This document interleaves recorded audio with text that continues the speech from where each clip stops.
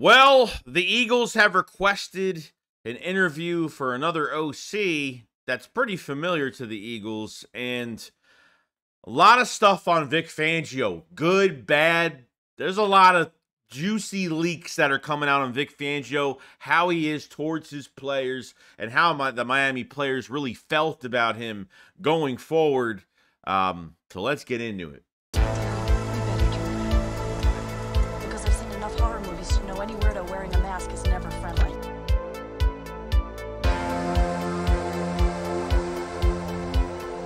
Yeah, what is going on, guys? I hope everyone's having a fantastic day today. So I want to go over some news on the Philadelphia Eagles regarding the offensive coordinator position, and a lot of news on Vic Fangio, which we'll get into because it sounds not great as of right now.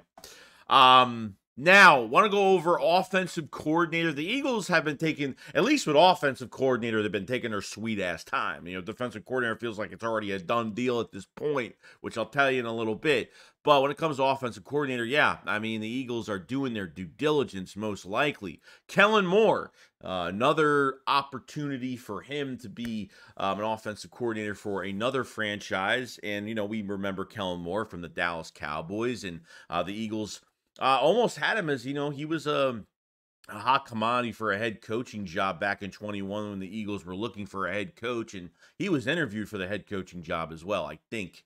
You know, and went, you know, left Dallas, you know, went to the Chargers, and not fantastic. I mean, you know, I think he definitely changed his ways. I think a lot of the control from Dallas's front office on Kell Moore definitely affected him, but definitely showed a little bit of difference in last season where your passing plays under center, pretty good with Justin Herbert. Dak Prescott, it was a lot more, and the more they were throwing with that, Dak Prescott over 35 times, and barely running the football at times. It was a recipe for disaster, we should say. Hurts only passed the ball under center 20 times in 2023. That's what I'm saying. Like it's friggin' insane that they went away from under center. They went away from the RPO later on, the last 6-7 games of the year, even earlier than that. Even running under center. Eichler had a good amount. Obviously, Elliott had so many carries under that squad, when it was from under center. And Swift only ran from under center 47 times. Not much there. So it's just, it's not surprising that the Eagles have the lowest number from passing under center and running under center with Kell Moore. So could be a good thing, moving forward. I don't think, Kell Moore is a top prospect for the Eagles. Like I said, Eagles are doing their due diligence. They're going to interview as many people as possible. It seems like the offensive coordinator position, they're taking it very delicately, this hiring process with it, because I haven't, it seems like both sides are totally different. It seems like the offensive side, they really want to get right. And yes, they should, because really, besides not having a wide receiver 3 and, not having any running backs besides Gainwell, which they could surely fix up this offseason, there's just a lot more. I mean, you have a top 3, top 5 roster offensively with 2 number 1 receivers, a great tight end, a top 3 offensive line. You can't take this shit lightly. We have to get 35 plus 40 plus points on teams to be dominant offensively and get back to that. As long as Nick doesn't interfere with, applying his own shit to the offense from the last few years, that he's like, oh, I'm still going to implement my own stuff, and that's another thing why Nick's probably on the hot seat this year, because I'm really not liking how he's still trying to intervene with what the Eagles are trying to do and let the coordinators have the control and do their thing. And is Kell Moore one of my top prospects? Definitely not. But, it's definitely one to consider, most likely. Knows a lot of players on this team too. So we'll see what happens with Kell Moore. Really these were just statistics from Elliott Shore-Parks under center. Just to give you an example of what he's done between the Cowboys to the Chargers, and it still runs the ball pretty good.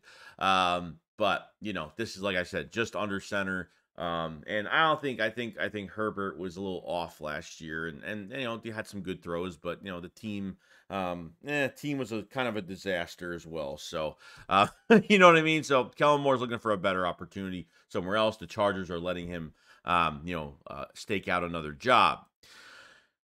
Now the next news is Vic Fangio. All right, we've been on this the last couple days. Apparently, Vic Fangio is in Philadelphia right now. From what I'm hearing, this from Derek Gunn. Vic Fangio is visiting the Eagles right now. It's believed that Eagles are working on closing a deal for him to become the. It's just boggles my mind how he becomes available during that press conference, and all of a sudden they are on that fucking shit. I mean, in 2 seconds. I mean, they didn't waste any time to, oh my God, like he parted with, like I don't get that whole situation, how like they are jumping on this so fast, not even exploring their options. They were exploring their options. They called Martindale, Ron Rivera. I mean, they were going through all their options right now. As soon as Vic Fangio parted ways with the Dolphins, I swear they were just texting each other at this point, between Vic, Nick, and friggin' Howie. And I just think they just have to take more time with this, but it feels like this is already done at this point. I mean, Vic Fangio, the news that I heard today, on the leaks that I've heard today on how the Miami players have felt all year, his relationship with players in general. But here's the good thing that I did hear some reporters came out with, and that was, one source described Vic Fangio as coach who will force players to become more disciplined by holding them accountable every day. Detailed film study, too. See the bigger picture is a hallmark that should also be expected.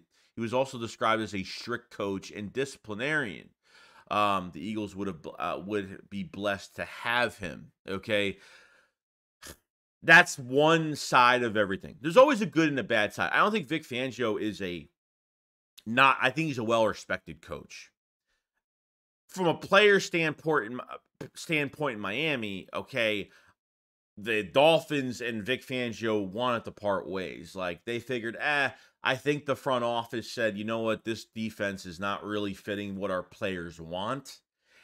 And I love that franchise for doing that, because it seems like the Eagles don't wake up from this shit and decide, yeah, let's bring in another guy with the same type of scheme. And I understand that. You're getting the best guy that can run this scheme, which he is the top of the crop for that. Okay, but here are some reports coming out on Vic Fangio in general regarding the players. Now it says rumors, former Dolphins Vic Fangio didn't have a great relationship with some of the players on the team, which could have played a part in his surprising exit from the team. Drew Rosenhaus had a lot of things to say. Drew Rosenhaus is one of the biggest agents in the NFL that helps a lot of players get the most money out of their contracts. Probably I think he's like the top agent in the league. And he knows the players, and players have talked about, probably this coach to him. I don't see why he wouldn't know any of this news either. Says there were quite a few players that didn't necessarily get along with Fangio. It wasn't a great relationship with many of the players. Other reports that came out that I have to go. It says several Miami defensive players told head coach McDaniels that they wanted Fangio gone, according to team sources. Fangio's performance was a major topic of discussion and Coach Mike McDaniels' exit interviews, and there were a number of the team's top performers who either wanted Fangio to change his ways or be replaced, and flat out told McDaniels this. Kelly wrote, I mean, do we really want to deal with that for another year? It was already enough. We were playing bad. We tried to get the Vic Fangio clone under Sean Desai, and not even just that, but you changed defensive coordinators during the year, which hurt the team more than helped the damn team. You gave up more points under Patricia. You gave up the big play under Patricia. It was even horribly coached even more under Patricia. And Nick striked out on that totally, to think that was going to actually help the team. Now, yeah, maybe Fangio's an asshole. Maybe he's a prick, and he looks like a prick. Maybe he can be, but he's a coach at the end of the day. And to be honest, guys, I don't think the Eagles should ever have a soft coach defensively. By the way, these guys tackle. By the way, they don't hold each other accountable on the field. Offensive coaches to players, defensive coaches to players. When is the last time you saw a defensive player ring out one of a defensive coach, get pissed off at one of their players and yells at them, or just being tough on the team during a game on game day? We don't see that. And accountability is the number one thing. I don't like this news that came out. And yes, I'm not a fan of him coming here. If I have to accept it into a positive fashion to say, okay, what's the positive factor of Fangio coming here, is that he's not going to take no shit off from the players. He's not going to take weak play from the players. So if you miss a tackle, he's going to say something about it. And that's one of the biggest things, I'm going to, that's one of the things that I have to respect of him. He's been a respectful coach around the league. He's been well respected around the Eagles, a big consultant for the Eagles in 2022 during the Super Bowl year.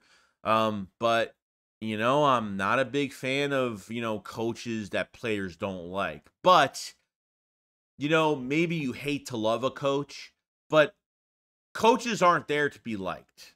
That's just the truth. This team needs to be more on a business standpoint than an emotional standpoint. I think the Eagles need to have the biggest prick at defensive coordinator they could have. Not a guy that's going to ruin the culture and kind of disfragment the roster defensively, but they need somebody that's going to put their foot down and say, yo, I'm not taking none of your bullshit. Let's get this right. So on good days when you're on his good side, he'll be jokingly whatever, but on the bad days, you're gonna take it, you're gonna have at it, and players will probably play harder for him. So if there's, Miami has never had a coach like this, so maybe this was some of the players that used to be there that never played such a soft zone type defense. Really didn't like it. I don't know how many players said this. I don't know. Statistics for Fangio weren't bad last year, and I understand people are saying, "Well, it doesn't matter." Well, it looks like that defense was having some fun last year, from what I saw, especially the trenches, especially the defensive line getting pressure, third and pressures. There's things that stick out to say that, okay, so you're not getting an apprentice of a scheme of a successful coach, you're getting the actual top of the crop coach that created this scheme. And who would you have? If I would look at the end of the day, who would I rather have? Would I rather have someone that's worked under Vic Fangio in the past, or would I rather have Vic Fangio himself? It would be Vic Fangio himself. If I had to accept it as what it is, sure, So it's a lot of news. It's a lot to break in. And if he's in Philadelphia right now, it's already a done deal. This isn't even any wasted time. This is from Derek Gunn, so I would have to believe it at this point. So we'll see what happens. I'm very up and down about the signing. I'm more down than up about Vic Fangio, but there are some positive things I have to be fair to take out of it. But do I want the scheme to come back? No. I want a more aggressive coach. I don't know. I'd rather have Ron Rivera at this point. But we're just gonna have to see. I don't know. It happens. The Eagles have been weighing out their options at this position, and yet it's like Vic Fangio's available, and they're texting him and they're calling him, and it's already a done deal. It's like why aren't we doing our due diligence right now? You know what I mean? So we'll see what happens. The last thing I want to go over today is the linebacker position. There are news coming out. Brandon Gowan said it doesn't appear that more priority will be placed at the linebacker position, which is totally true. Nick Sirianni at his press conference, totally disregarded any weaknesses they had at linebacker. Oh, Zach Cunningham was a great player for us, and Nakobe Dean, we're excited for Nakobe Dean to come back, and I have trust in my players. As soon as he says I have trust in my players, it means that he's still going to rely on Nakobe Dean to be. Yeah, he relies on lower draft picks, okay? He relies on lower draft picks. He's going to rely on Nakobe Dean as a third-round pick to get us out of the woods at this position. It's not going to happen, especially if Vic Fangio or any defensive coordinator comes here. They're going to look at this linebacker core and say, what the fuck is going on at linebacker with this team? What did you guys do the last few years? Okay, you had to dip in free agency, what, 3, 4 times? I mean, seriously, it was Zach Cunningham, Miles Jack, Rashad Evans. I mean, you had to put in Ben Van Simmeren. I mean, it's just, Nicholas Morrow was a okay. I mean, Nicholas Morrow, I thought would have been a better player if they played him more downhill. I think if he was more of a downhill linebacker and they used him that way, not in coverage, which I can't stand because that's what the scheme is, and that's why I can't stand how you put those linebackers in that position. It hurt the team. It totally did. As another defensive coordinator coming in, you have to change your philosophy. There's no way that Vic Fangio or Ron Rivera is going to walk in, or Martindale, whoever it's going to be that walks in here is going to say, "Oh yeah, linebacker position is great." You got to start putting. You're going to have some money in free agency. You're going to have to start.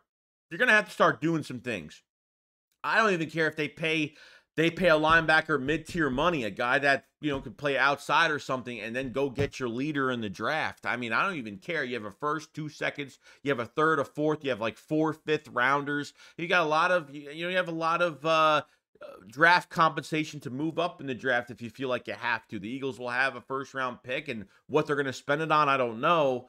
But your back 7 is not good for whatever scheme, whatever you're going into next year. I don't even care if it's not even Vic Fangio. Whatever scheme you're going into next year, your back 7's not good. Linebacker's still not good.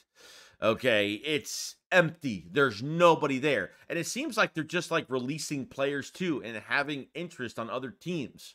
You have to rely on an undrafted free agent. You have to rely on Nakobe Dean that was on IR 2 times, was hurt 3 times this year. I mean, I don't even care about Nakobe Dean at this point. There might be fans that care. I don't care right now. Like, if he's not even available, why should I even pay attention to him at all? Until he gets healthy and shows me otherwise, I'm going to act like Nakobe Dean is not going to do a damn thing for us this year. That's just the fair truth about it. But it's time. Safety, linebacker. It's time to actually put some resources in to those positions and get the best out of them, because there's no way you can go another year and Howie Roseman's going to go through the 1-year deal formula again. And there's nothing wrong with 1-year deals, but I don't want our whole roster to be that. And then you lose all these players. And you know why he does that? He does that after losing players. He signs those 1-year deals because he wants those comp picks. That's why he does it. Does a lot of those 1-year deals because of comp picks. You lose a big time linebacker that signs to a lot of money in free agency. You sign a linebacker back on a 1-year deal. You get a compensatory pick for that. You let go of Javon Hargrave. You draft Javon Hargrave's replacement. You get a compensatory pick for that. So the Eagles got 4 compensatory picks. He loves playing that compensatory game. That's the whole point of the 1-year deals.